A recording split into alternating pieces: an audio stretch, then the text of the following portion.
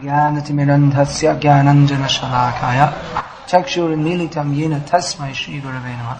Nishrayena yoktavyo yogo nirvinna cetasa sankalpa prabhavan kama jakva sarvana sheshataha manasayivindriya gramam viniyamya samantataha. These instructions on the practice of dhyana yoga are largely applicable in any system of yoga, and certainly in bhakti yoga. The goal of the dhyana yogi is, generally the dhyana yogi is, the real dhyana yogi must be dhyana avastita tadgatena manasa pashanti yam yogina. He must be centered on Vishnu, but he may not have a very clear understanding of who is Vishnu, and he's not engaged in bhakti yoga, but rather using Vishnu as an object of meditation, which is purifying, but not as purifying as bhakti yoga, which engages the practitioner from the beginning in service with love to Krishna, whereas in the dhyana yoga system is simply taking him as an object of meditation. There's no specific idea of service or devotion, or if that is there, then it's not stressed. The main thing is one's own endeavor to control the mind and senses and fix it on that form. And many yogis also, they do the impersonal kind of meditation. They don't even meditate on Vishnu, so they're in an even worse position. But nevertheless, these instructions on determination, not being deviated, these are applicable in bhakti yoga and are important. Not being deviated from the path, firm determination. It takes firm determination to be a yogi. The dhyana yogi, he doesn't have anything immediately there's no immediate gratification or reward for his activity. He's simply removed from society, meditating, performing difficult austerities. So it requires a lot of faith that he'll get something from doing this, because everyone does something for something. Even we hear about nishkam karma yoga, in which one performs karma yoga, one performs activities without any desire. Nishkam karma yoga means without any desire to enjoy the result of his activities. But even then he has some goal. Nishkam karma yoga, in doing so one has the goal of self-purification. It's not just done completely mindlessly. There is some goal in mind. So when it said nishkam karma yoga, that doesn't, nishkam, no desire, it means no desire to enjoy any fruitive result. But some desire must be there, because the jiva by nature always has desire. So it means he has a higher desire than to enjoy the fruitive result. Yagyatat kamano nyatra. Work should be formed for the sake of yagya. Yagya ultimately means Vishnu. So even if one doesn't have a very clear concept of Vishnu, one performs the nishkam. There are different levels of nishkam karma yoga. It's quite a complex topic which may not very much apply in the modern age in Cakovec, where there's no varnashram dharma, or even in modern India. Some people have some idea of some culture, some Vedic culture. But anyway, the point is that even in what is called nishkam karma yoga, it's done for some purpose. It's not just done, well, I won't have any desire, and that's it. Then you become a Buddhist. And Buddhist is very strange philosophy. I'm not doing any... it's difficult even to try to describe it because it doesn't make any sense. I heard this many years ago when this Prabhupada, when he the first chapter he translated of Sri Chaitanya Charitamrita was Adi Leela Chapter 7, Lord Chaitanya and 5 Features. That was published as a booklet. I think that deals with Mayavad in great detail, in more detail than any other part of Prabhupada's books. So in that is contained Lord Chaitanya's refutation of Prakashananda Saraswati's presentation of Mayavad. So Prabhupada published that first, and I heard this when I joined the temple, which is not long after that had been published, that one devotee had said, because it's all very complex discussions in there about different concepts of Mayavad, and Prabhupada's only giving some summary. I mean, there are so many different, for a philosophy that says that everything is one, there are many different varieties of it, and they argue with each other about how the one is differently understood. This is the way you understand one. No, this is the way. So they have many different theories. So all very complex, but it's all nonsense, whichever way you look at it. So one devotee, after reading all this complex discussions of Mayavad, said to Prabhupada, Prabhupada, I don't understand this Mayavad. And Prabhupada said, that's good. If you understood, you'd be in trouble. It doesn't make any sense. So, Mayavad is nonsense. Everything is nonsense, except surrendering to Krishna. But there are different degrees of nonsense. And this Bhakti Yoga path is the path to come to the path of sense. The living being is sensuous, sensible in the sense of having senses. So only Bhakti Yoga is sensible because Bhakti Yoga means to engage the senses in the service of the master of the senses. Rishikena Rishikesha Sevanam Bhaktir Uchyate. Yeah, that's what it means. It means Bhakti Yoga means to engage the senses in the service of the master of the senses. So it's the only actually sensible process in it. All other processes either, well, animal life means just to engage the senses in sense gratification. And that animal propensity is carried into human life if there is no attempt for higher understanding. Ahara nidra bhaya maitunam cha samanimetat pashubhya naranam dharmo hitesham adhiko vishesham dharmena hina pashubhya naranam. Eating, sleeping, fearing and defending are 4 propensities that humans and animals share. So religious life is the special prerogative of human life. So a human being without dharma. Is this word dharma in Croatian yet? Made it to the dictionary. People know it? Yeah. So human life without dharma is only animal life. It's not actual human. Then there are different stages. Karma yoga, sakam karma yoga, nishkam karma yoga. So there are attempts at improvement. Engaging the sense. Karma yoga, work. But don't just work with a higher dharma, for dharma. Work for Vishnu. So engaging the senses. Or there is attempt to negate the senses. Jnana yoga, we shall come to the point of negating the senses. Or shunyavad, deny the senses, deny everything. But bhakti is the proper process of engaging the senses in the service of the master of the senses.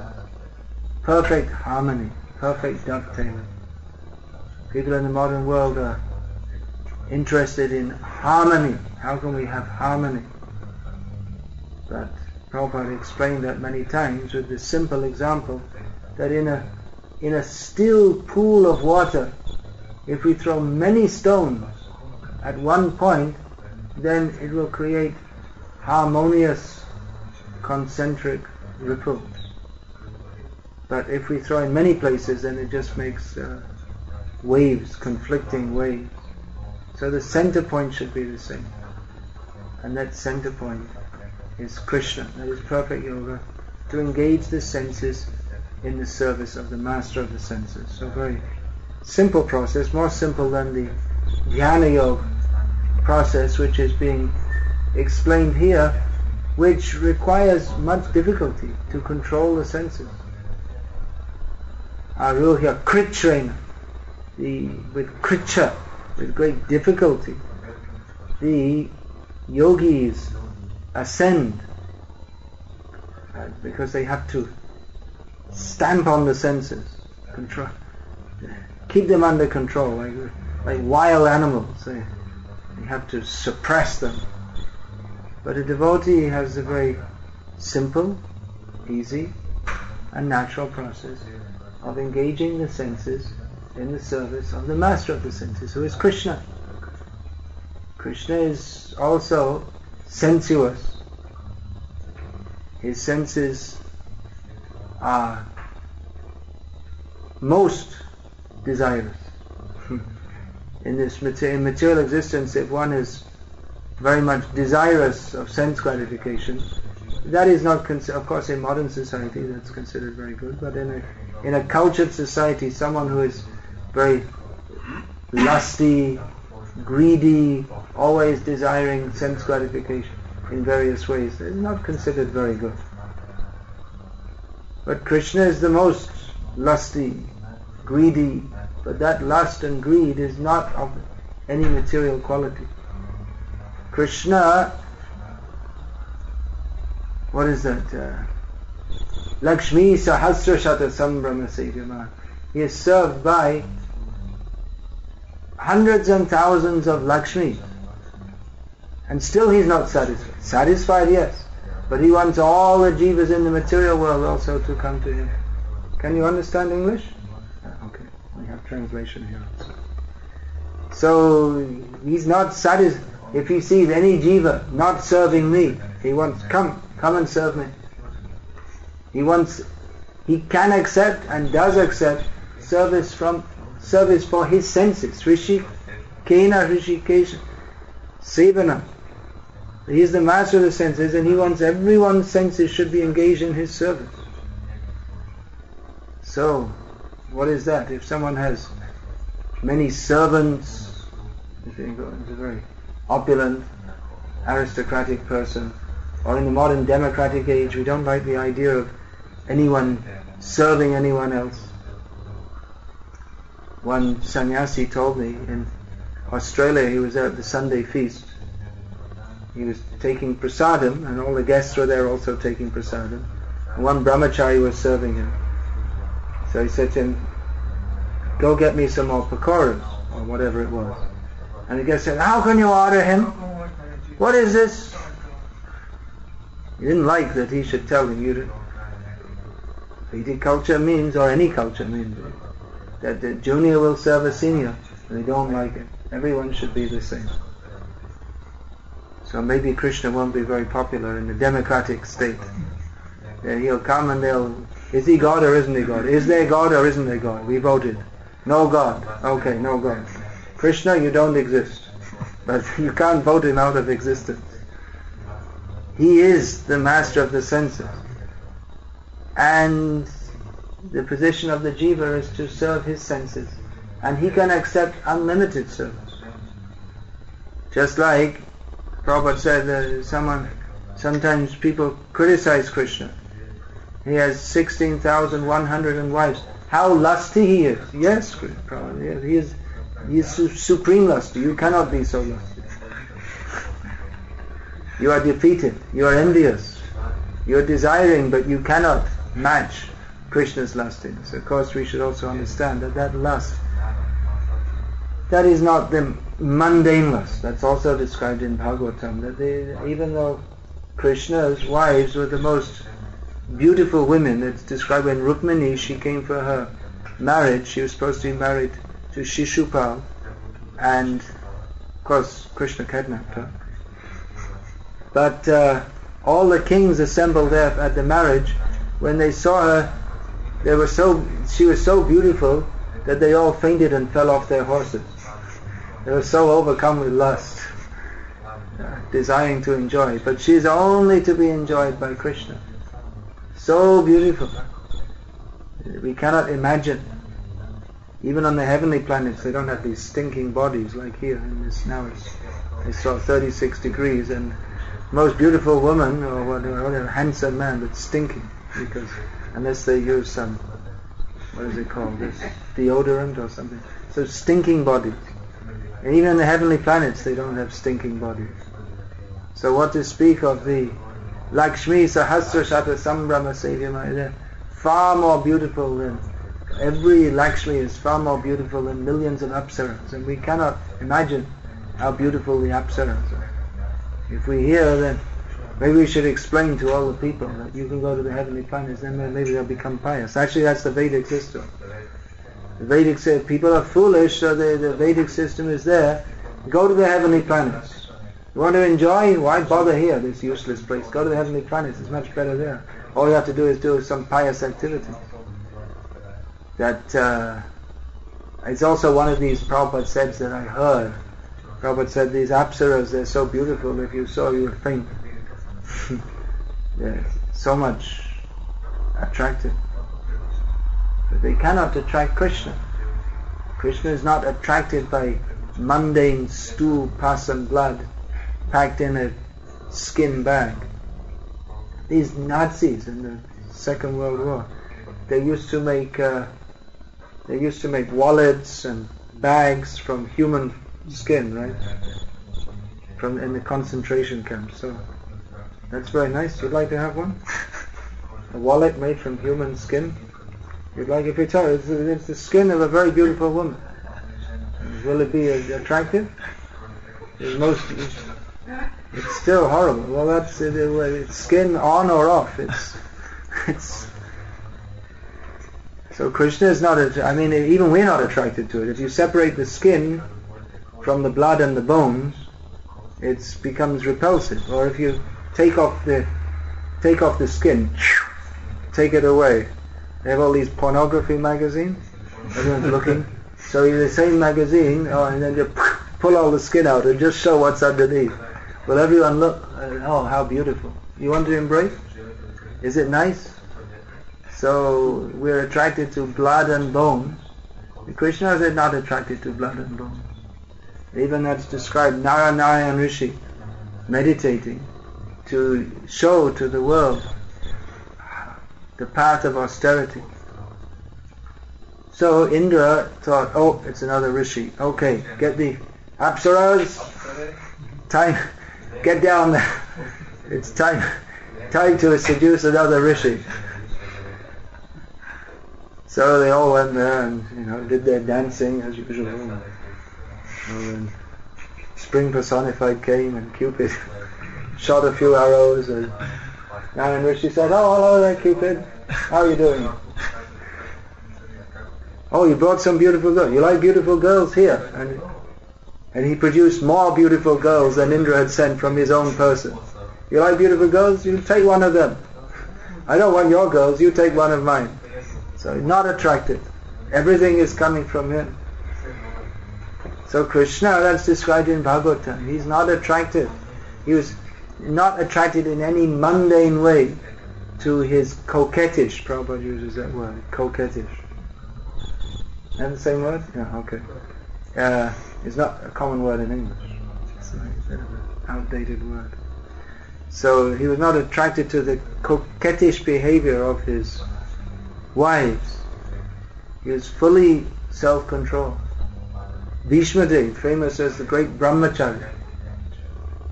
That's how he got the name Bhishma, because to be a brahmachari is such a great vow. Brihad Vrata, great vow. Especially for a king, Kshatriya, fighting them, have a lot of energy.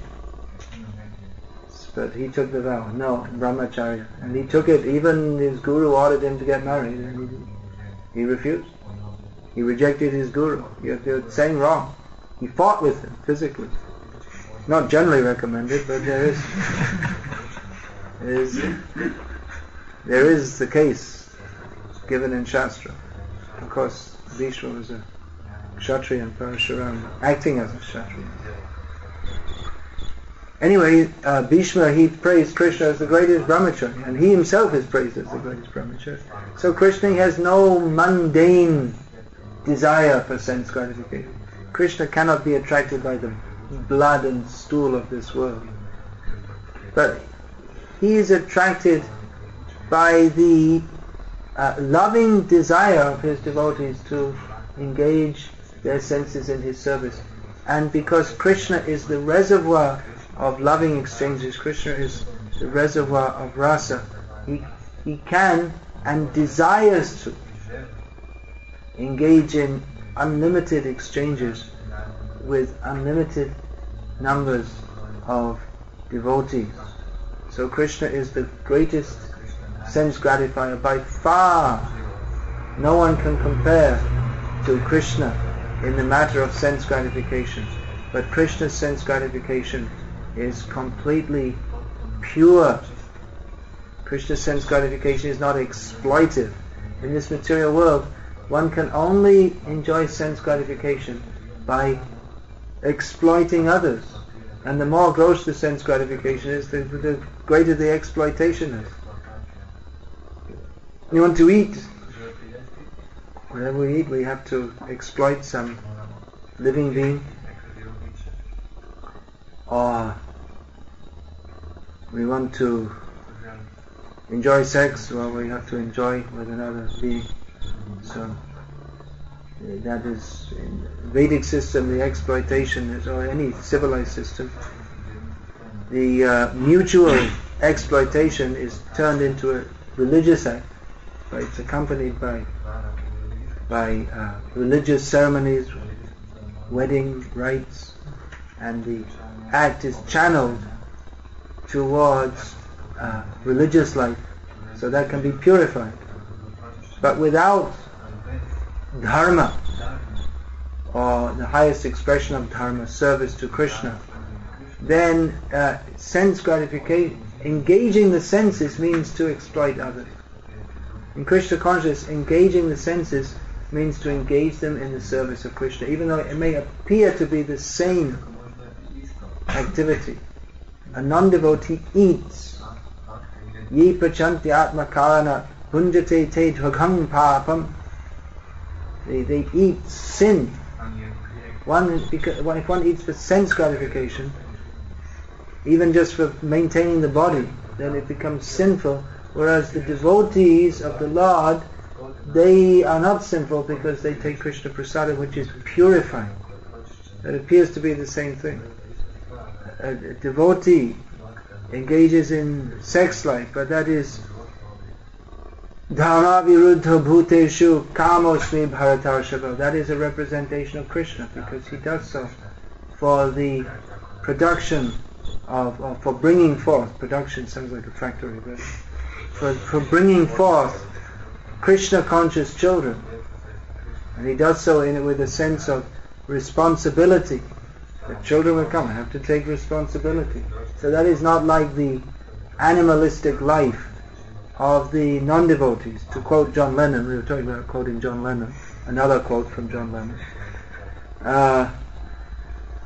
The wise saying, it's true, that most children nowadays are born over a bottle of whiskey on Saturday night.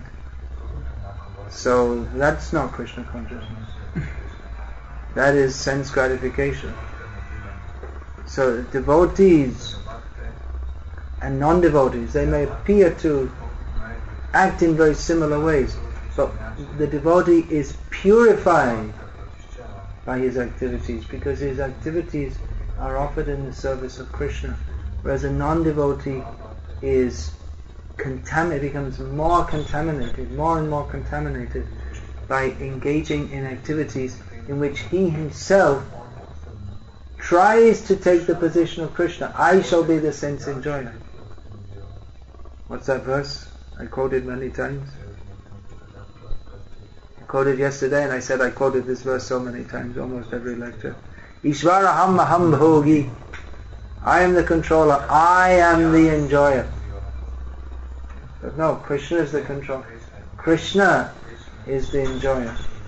He has unlimited capacity to enjoy his senses, whereas the jiva has no capacity to enjoy his senses independently of Krishna. His senses will be fully satisfied if engaged in the service of Krishna, and never satisfied if not engaged in the service of Krishna. If he tries to take the position of Krishna, he may imagine himself to be the enjoyer, but actually he cannot enjoy. Bhakti Vigyan Goswami Maharaj from Russia, I was just with him in Lithuania, he told that the Sankirtan devotees in Russia, book distributors, mostly, or many of them, when they approach people preaching to them to sell a book, they tell that there's no enjoyment in mature life, it's full of suffering, which with most Russian people, they can accept that. But, as you may know, in Russia there are more or less there are two economic classes. There must be something in between also. But most people are struggling very much, poor. And there's an elite of very rich people. They're called what is it called? Novi Ruski or something, New Russian. They got when the communist government sold out all the businesses, they got it all cheap, and they became very rich overnight. So one devotee was going door to door in a New Russian area. So he knocked on the door, and a New Russian means rich Russian came out, and he said to him, material life is full of suffering. And the man became upset. He said, what do you mean? I'm not suffering. And he brought him inside and said, what would you like to eat? He said, he opened his fridge full of all kinds of meat and wine from all over the world, expensive wine. He said, well, actually I'm a vegetarian and I can only take fruit. I said, they brought all kinds of fruit and put it on and said, sit down and just eat as much as you like. They said, you think I'm suffering? I'm not suffering. He showed him his whole house with marble and gold fittings and all the best electrical equipment. The devotee got completely bewildered. He couldn't distribute books for a month after that. Well, he's not suffering. There is some enjoyment in material life. So he's under a strong illusion. Maybe you should preach a little differently to that person. You have to change, say that it is by the grace of God that you have got this. Now you take a book to whatever, different life. So suffering. He didn't think, I'm not suffering. I'm enjoying. It's all you can't. You see, a big house and several cars, and you go on holidays to Spain. There's so many Russians, rich Russians, go on holidays to. They don't come to Croatia. Not the rich ones. Not the rich also. The rich ones also. The mafia. They're buying hotels. No, the rich ones means the mafia. They're buying hotels. No, they're buying a hotel. Yeah, they're taking it over. Oh, they're more over there. I guess the more rich ones got over to Spain. More prestigious for them. Anyway, let's not talk too much about it. Modern Russian sociology. Anyway, the point is that I'm enjoying. You see all these people on the street, and they're just struggling to get a few kopecks so they can buy a little bread and masala and vodka. But I'm enjoying. I got some. So he may have a sense of enjoyment, but underlying one thing is temporary, and underlying that is fear. Always chintama parimayamcha. Always full of anxiety. Actually, that it can be taken away at any time. These mafia men, any time they can be shot by another mafia man, even from their own group. Sometimes their own group splits up. And another thing is that even if he considers it happiness, which is only very temporary, because he definitely has to suffer, even if he goes through life happily and doesn't have so many diseases, which he probably will before he dies, which is definitely miserable, and then he'll have to suffer the karma for all his sinful exploitive activities. But the actual suffering of the jiva is his separation from Krishna, because jiva actually is meant to love Krishna, and without that, whatever we consider happiness is actually suffering. We don't know what is happiness. Just like to make a material comparison, someone, a poor person who's just eating bread and water every day, if he gets a little butter, he'll think, oh, this is so wonderful. Now he can eat bread and butter and water. But he doesn't know the happiness of eating bread and butter and pakoras and halava and so many other things.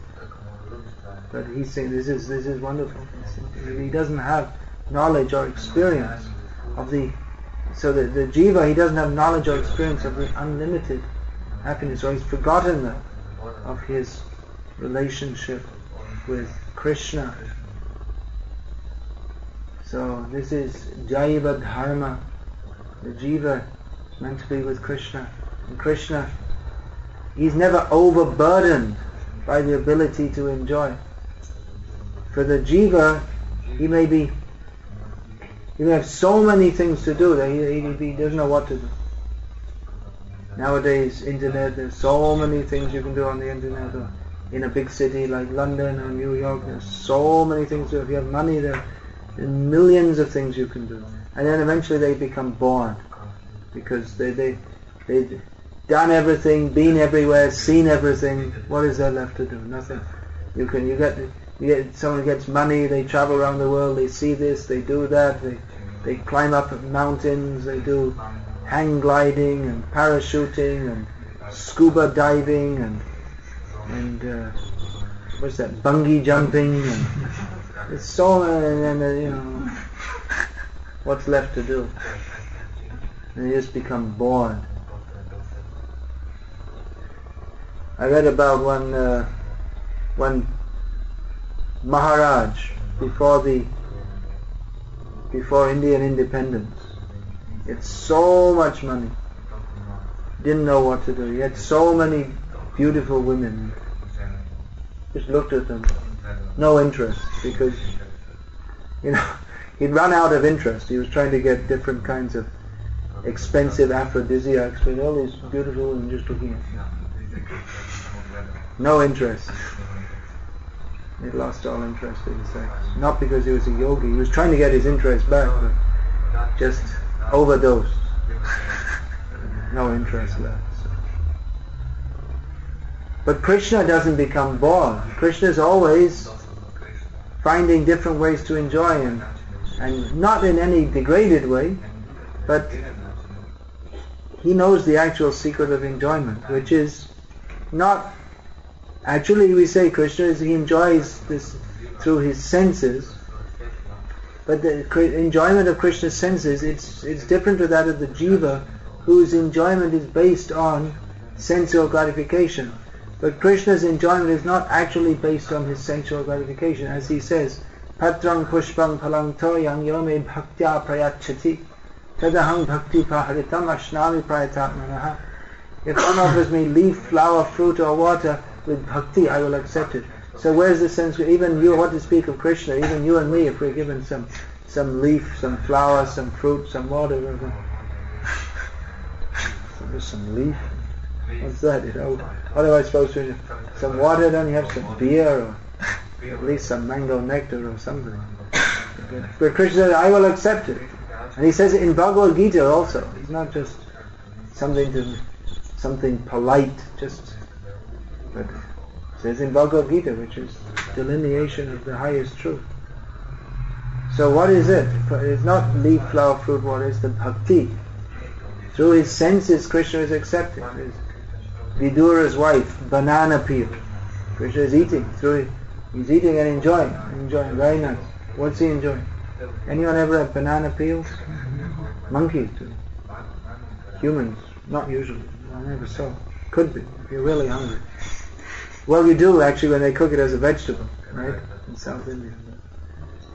Then sometimes they cook like that. But in general, eating banana peels is not considered very high-class food. But Krishna's eating. Why? Because he's given in ecstasy. So what's he eating? Eating means to enjoy. The same word in Sanskrit. What's that word? Yagyatat Kamaran yacha loka. No. What's that verse? Yagya Shishkashana Bhunj. So this Bhunjat. This means to eat or to enjoy.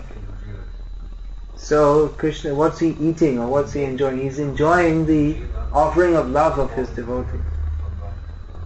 So Krishna has unlimited capacity to accept unlimited offerings of love from his devotees, and he does so in unlimited ways. And that is actually expanding. Anandam buddhi vardhanam. It doesn't become less. He doesn't become bored. Krishna eats so many different preparations every day. Radharani is cooking all different preparations. We can't imagine wonderful things. So many wonderful things. Day after day. Mother Yashoda is cooking. So many gopis are cooking. Krishna is enjoying so many wonderful things. In Chaitanya Charitamrita, so many descriptions. So many nice foods are being cooked for Chaitanya Mahaprabhu, for Jagannath. So this is, when we read these descriptions, we might start to think, oh, that sounds very nice. But we should understand, Krishnadas Kaviraj Goswami is describing these so many wonderful preparations are being cooked, not because he wants to enjoy thinking about so many nice preparations, nor is he intending that the reader should become lusty to enjoy so many nice preparations. But the pure devotee takes pleasure in hearing how Chaitanya Mahaprabhu is enjoying so many nice preparations, and how his devotees are offering so many nice preparations with love to him. So Krishna is the supreme enjoyer of a capacity which we cannot even begin to imagine, and he doesn't become overloaded or bored or frustrated. He doesn't want to go away to a cave to control his senses, but he's always ready for more enjoyment. But that enjoyment is not of the exploitive mood. That is all beneficial. Even to hear about Krishna's enjoyment, Shrinu Shubhadam Sukhadam Bhavasaram, to hear about Krishna's enjoyment in his different avatars is all auspicious and gives actual happiness in this otherwise completely miserable world of birth and death. So devotees go on hearing about Krishna. In many ways, many of his pastimes may seem quite ordinary, as he's running in the fields, chasing after cows. Even Lord Brahma thought, what is it? How is this God? What happened? I thought it was God, and he's just running around. He doesn't even have any shoes on, and he's chasing around all these cows. what happened? I thought he was God. Maybe he's not God. So it looks very ordinary, but it is extraordinary. Because he is Krishna, he is Sarva Karana Karanam, he is Rasa Sindhu, Rasovaisaha. His running around is not the running around of the jiva, running around in 8,400,000 species of life. But Krishna is eternally perfect, and eternally being the reservoir of all rasa. His running after the cows is simply to exchange loving dealings with his devotees, which is although it may appear ordinary, it is of a completely different quality of activity, because it is supremely beneficial for the whole universe, and the whole universe can join in that activity of feeding Krishna, playing with Krishna, running with Krishna, stealing Krishna's lunchbox, all these different activities. So, to understand Krishna is not very easy for us because, well, there are two reasons. One reason is because Krishna is unlimited. We have limited intelligence, limited capacity to understand. And particularly so, we don't understand because whatever little intelligence we have is perverted by the attitude that Krishna should not enjoy, Krishna should not be the controller, I should enjoy, I should be the controller, and Krishna should not even exist. What is this Krishna? What is this God? Who is this? What are you talking about? Just forget it. I don't want this book. Get out of here. Deny even the possibility of his existence. This is the demoniac attitude. So the devotee from the beginning is in a better position than the dhyana yogi or anyone else, who is, although they are trying to control their senses, they haven't come to the platform of enthusiasm or willingness to serve Krishna's senses. So, as Prabhupada explains, simply by popping a prasadam sweet ball into his mouth, the devotee makes more advancement than all the Mayavadis talking nonsense for hours on end at a program in India. Is all the Mayavadis talking hour after hour. They put Prabhupada's last because they knew after Prabhupada spoke everyone would go away. That's all they came for. So the Mayavadis had organized the program. They wanted people to hear them speak, but no one was interested. There's one, aham brahmasmi, aham. What do you got to talk about? Or even they talk about bhakti. They try to talk about bhakti, but it's so dry. So Prabhupada, after all their long, boring speeches, Prabhupada, his speech consisted of saying, simply by taking prasadam, a devotee makes more advancement than the Gyanis do in millions of lives. And Prabhupada took one rasgula, popped it in his mouth, practical demonstration. Then kirtan. Practical demonstration. Kirtan means the full expression of engaging the senses in the service of the master of the senses, glorifying Krishna. Kirtan is complete process to satisfy Krishna. So by engaging in kirtan, the devotees automatically make advancement by engaging their senses in the master of the senses. That kirtan to be sankirtan or samyak kirtanam, complete kirtanam, that must be accompanied by shravan.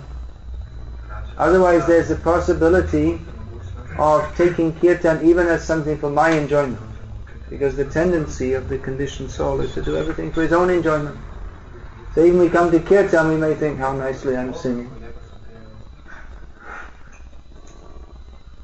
or how we're enjoying, we're jumping up and down, I'm feeling very healthy today.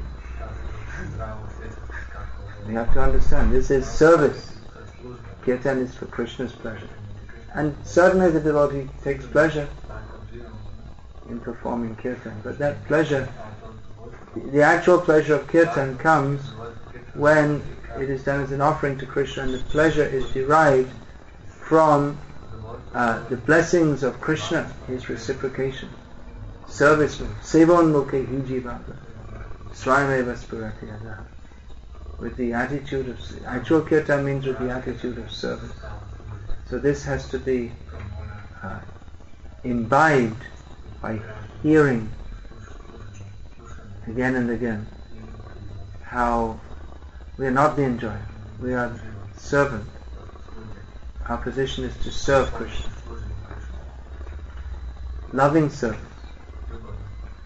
Not like a paid servant or a time-serving servant. And now we're doing a yajna and we'll get the result, and then after the yajna everything's finished. Send the priest away, pay him off. And he gets what he wants, I get what I want, and then we'll do a yajna again a little time later when we need something more. Not time-serving. But devotee, the devotee engages in kirtan knowing it to be his eternal activity of service. Kirtan is eternal. Dhyana is not eternal. The dhyana yogi, he performs dhyana with the aim of merging into oneness. It's a means to an end. But kirtan is means and end. As Prabhupada was asked, what is the result of chanting Hare Krishna? And Prabhupada said, more chanting. So in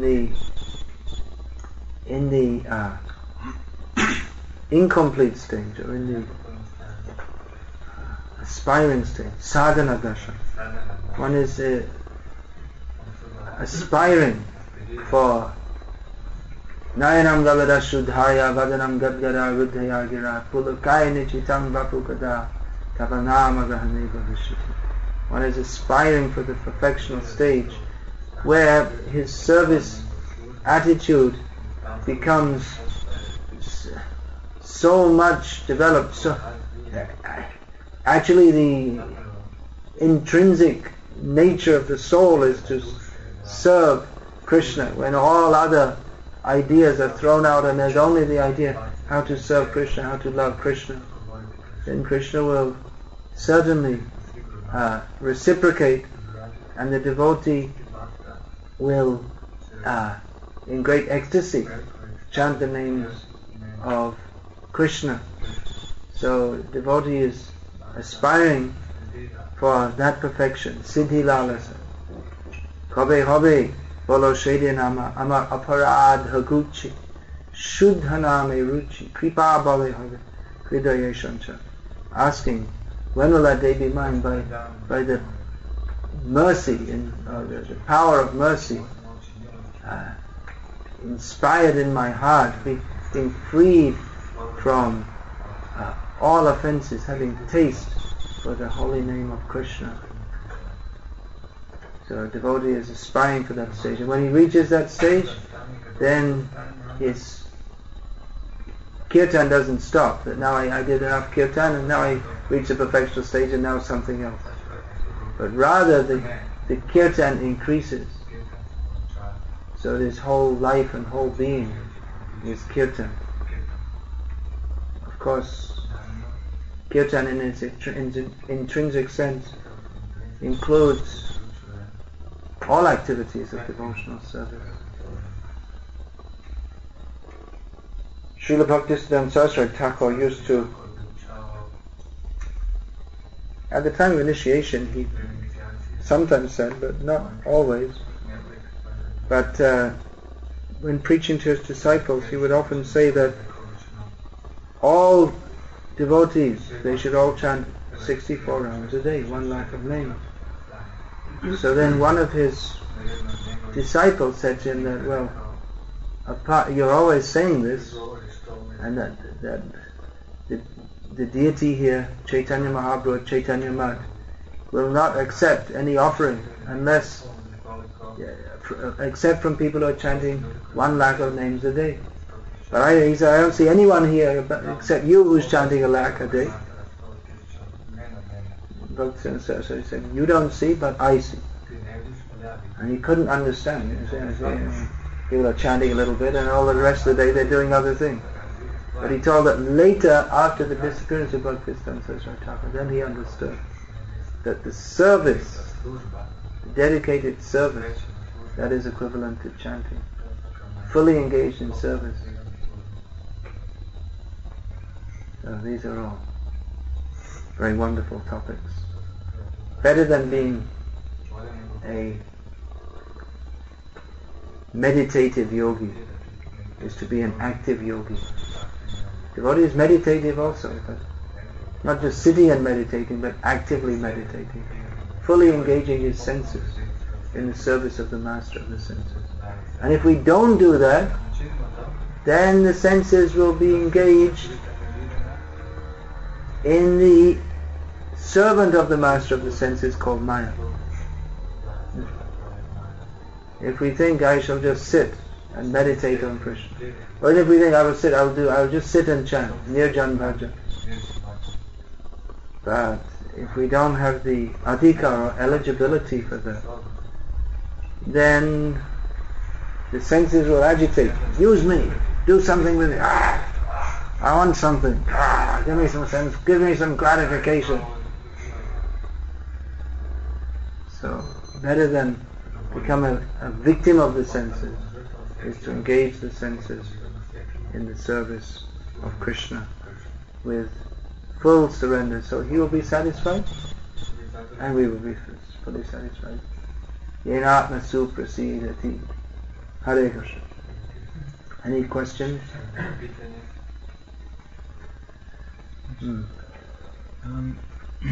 Many times when you were speaking about this reciprocation with Krishna, so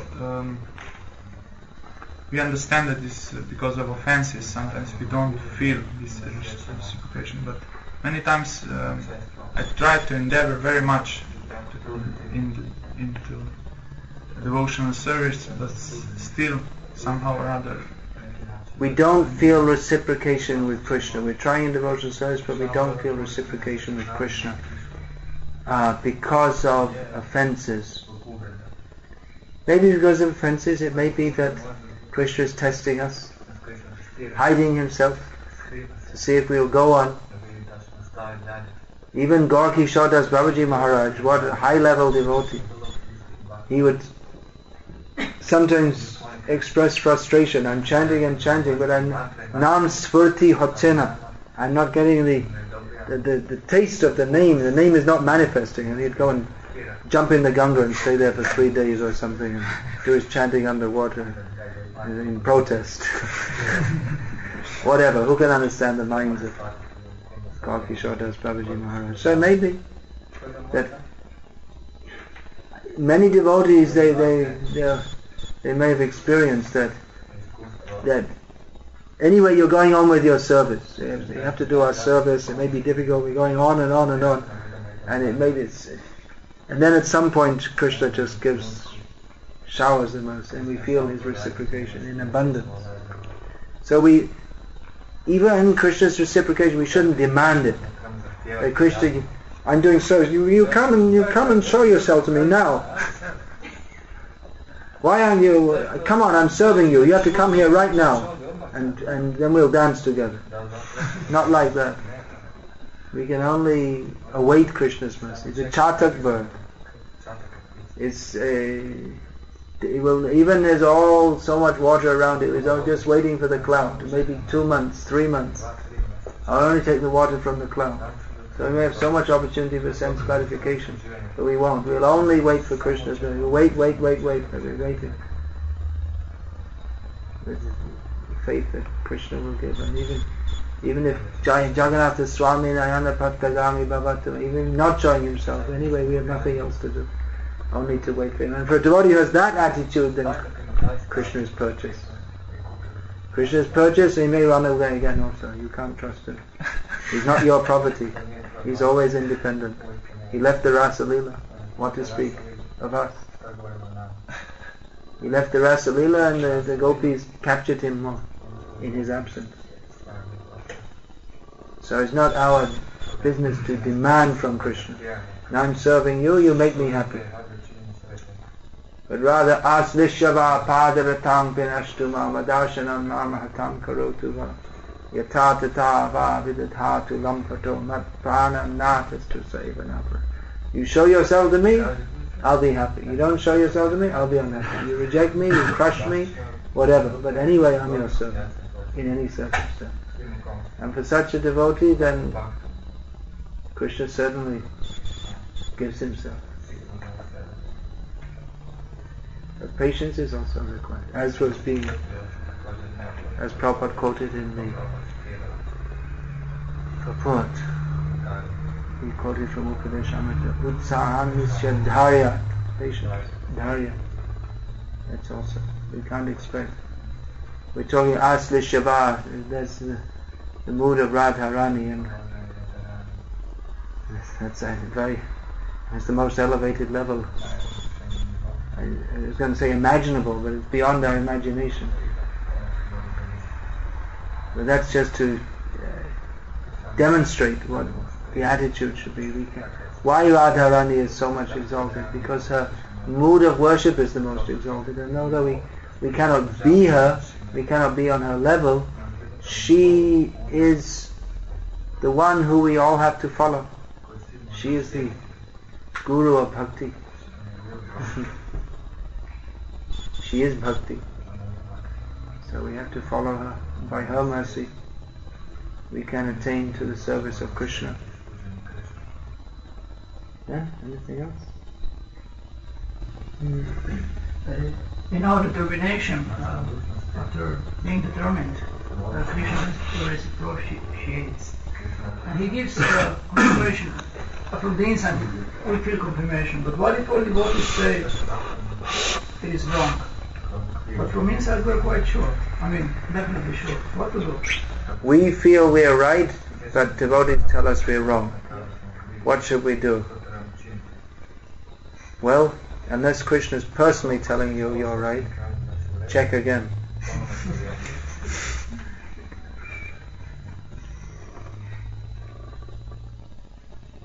Unless it's very obvious. I mean, devotee... I mean, there are some so-called devotees or people who say, for instance, it has happened within our movement, that there are some devotees who were practicing strictly, who proposed that LSD enhances bhakti. You know what LSD is? It's still around, that drug. They have more. They have better drugs these days, isn't it? Ecstasy and all this kind of thing. Anyway, in our days LSD was the most popular. So,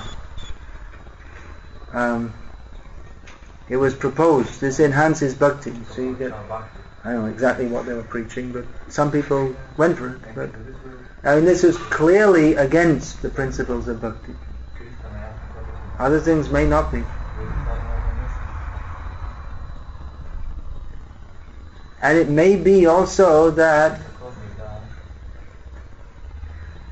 not everything is so clear as we might expect it to be.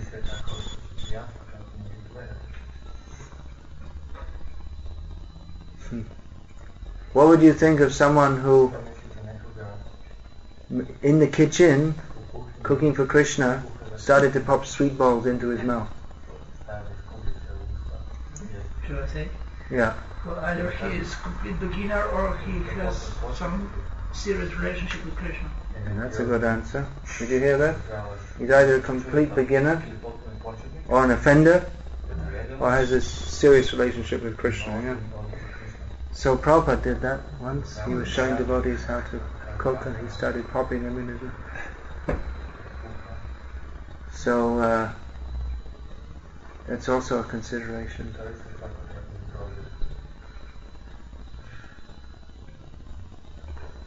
Dharmasya tattvam nihita. What is that? How does that verse begin?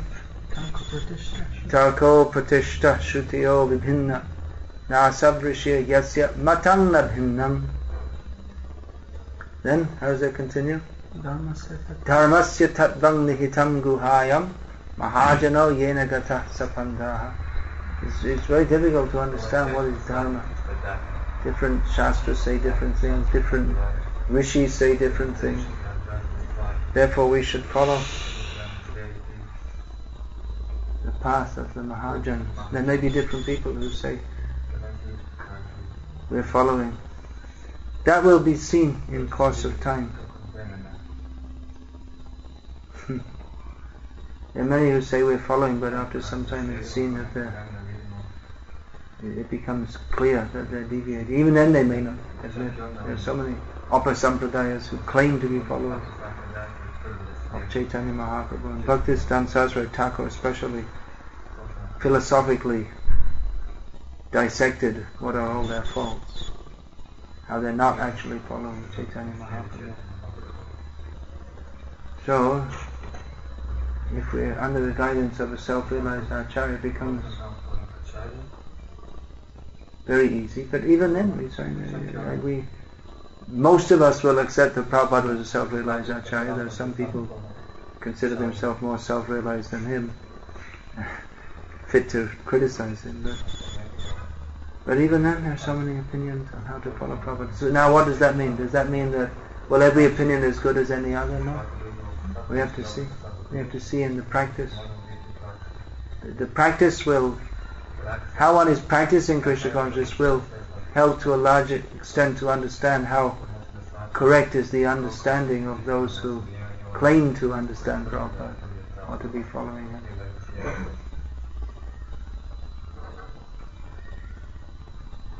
As Prabhupada quoted, example is better than precept, an English saying.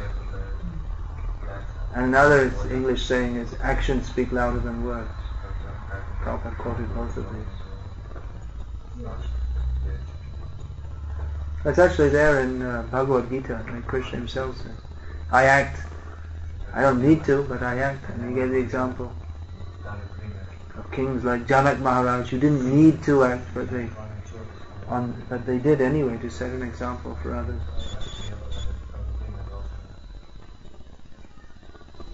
And please. Why so much in Shastra says cow protection? Why does Shastra say so much about cow protection? Well, I don't know if there's so much, but it is very much stressed.